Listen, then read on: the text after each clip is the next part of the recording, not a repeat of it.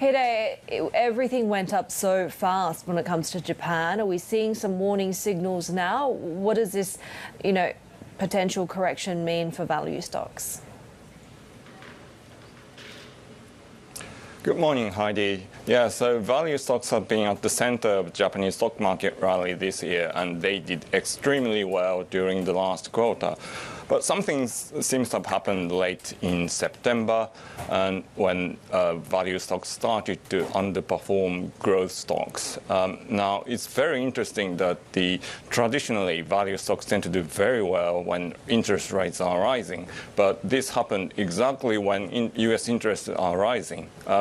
For instance, U.S. Treasury yields have risen more than 40 basis points, but during this period, value stocks did poorly. Now,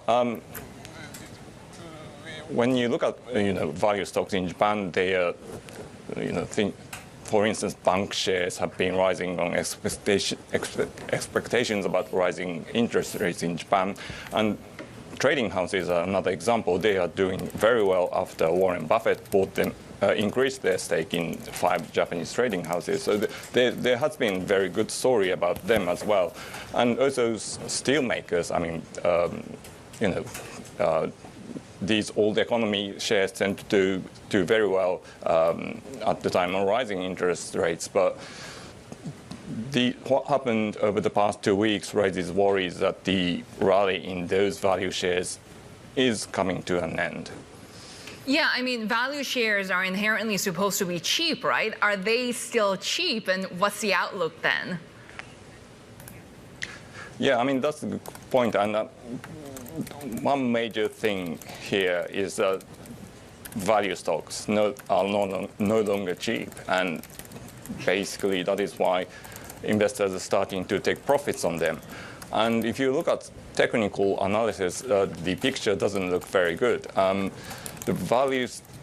Some indexes of value stocks have risen more than 20% above their 200-day moving average.